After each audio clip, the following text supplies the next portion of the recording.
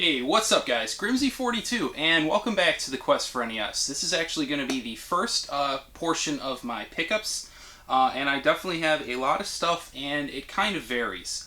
I want to start with a really cool trade that I did. It was actually more of a gift that I turned into a trade. And then after that, I'll go ahead and show you guys everything that I got on my way to and then at the Midwest Gaming Classic as far as the NES goes. So anyways, here we go guys.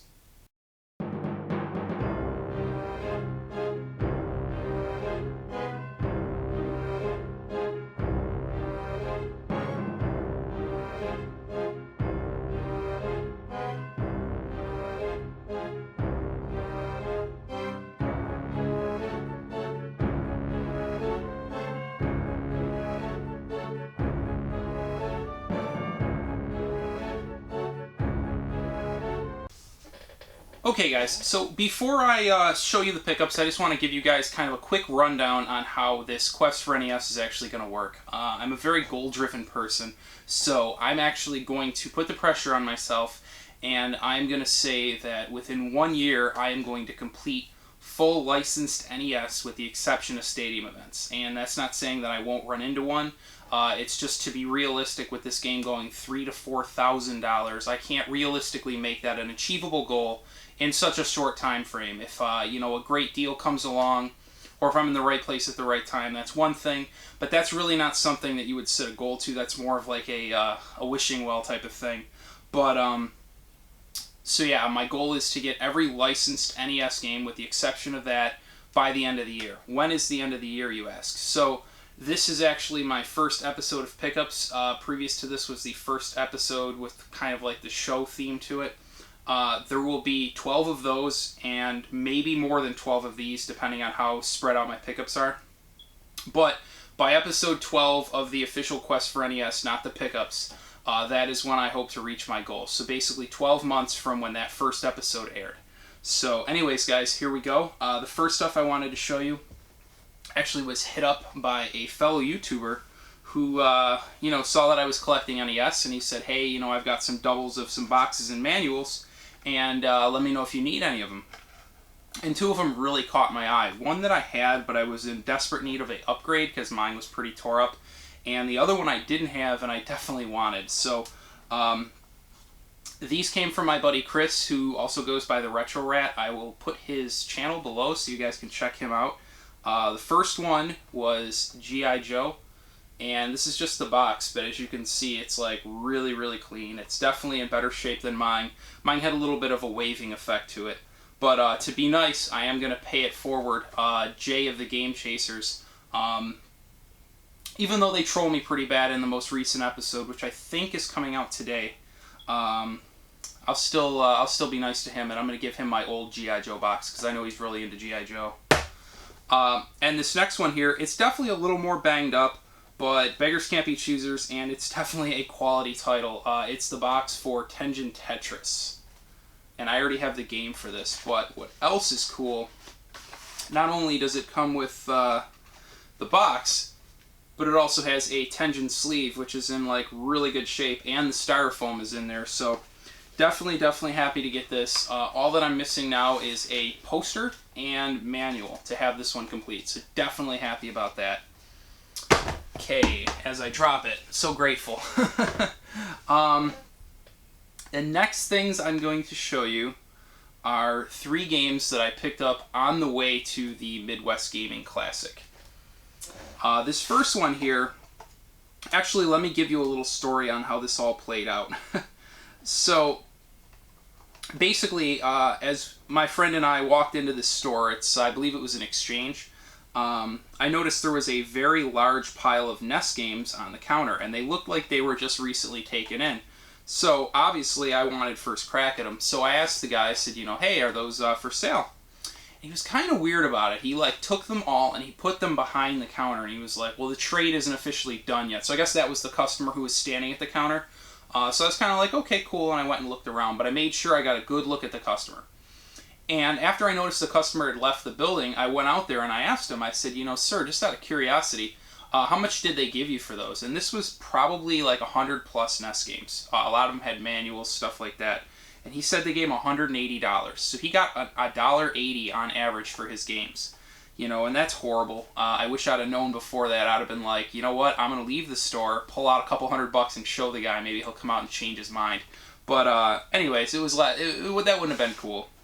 But that's kind of sucked. So I went back in, and I talked to the manager of the store. I said, you know, hey, are they for sale now? And he says, yeah, but only some of them are priced. And he had a few piles and then like a sticker ribbon of a whole bunch of prices. Basically anything that they had previously taken in, he had a price for. And anything that they had never received before, he had to look up. And this first one is one of those ones he had to look up. It's Mission Cobra. And it's a Color Dreams game, or, yeah, Bunch Games, but technically Color Dreams. And it's really clean, as you can see. The only flaw is that marker on the back. Hopefully I'll be able to take care of that. I've never tried to get marker off one of these blue carts, so I'm hopeful that it'll definitely come off. So here's fingers crossed to that. The next one is a copy of a game that I already own, but I saw it and I definitely wanted to get it for a friend of mine, Kate, Boomstick229. I will also link her below. She saw it at MagFest, this previous one that just went by, and it was $30, which was a little out of her price range. She was hoping to get it for more around $20, and luckily that's what they were willing to sell it for, so I picked it up for her. It's a clean copy of North and South. So she's definitely been looking for it. She's not getting the sleeve because I'm a stingy bastard like that. I'll be keeping that for myself. But for $20, it's like about a $30 game, so I thought that wasn't terrible. And this last one here is something that I hesitated buying, but eventually I pulled the trigger. It's a game I definitely wanted complete in box, and the good news is that this is actually complete. And I'll go into that and I'll show you guys what I'm talking about. So it's a complete copy of Mike Tyson's Punch-Out! But the reason I say complete with, I guess, a grin on my face is, aside from, you know, the normal game and sleeve, also got a little Nintendo Power Flyer. The manual, which is a little banged up, if you can kind of see in the glare there, so I'll probably be on the lookout to replace that eventually. But this is the real winner here. This is a letter, actually, from Mike Tyson. So I'll gently open this for you guys. It's in really good shape. It's kind of just like a Dear Player, yada yada yada, Mike Tyson, I'll eat your baby's motivational speech. But you very, very rarely see this. And in complete auctions on eBay, when you do see the little letter from Tyson, the game usually goes for like $80, $90. I've even seen it gone well over $100. So to get all that, you know, that definitely was enough temptation to push me over the edge. I was hesitant just because I didn't want to spend so much money before the event, but at the end of the day, that's something I really wanted, and if I saw that at the floor for $50, I wouldn't have hesitated. So I pulled the trigger, and I'm actually really happy I did. The next thing I'm going to show you guys is my boxed games or boxes or what have you that I picked up. This first one, I got this for $12. It's a complete copy of Wizards and Warriors 3. And actually, it's really good that I picked this up because this game, I actually had the loose cart, and it was something that Chris needed, the guy who gave me the Tetris and G.I. Joe box, so then I had an extra one that I could send his way. So it's a really good thing that I did that, otherwise I wouldn't have had nothing to give him. He actually just sent those to me and was like, don't worry about it. And I was like, no, you know, that's not cool. Let me hook you up with something. So he sent me his list. This next one I paid $10 for.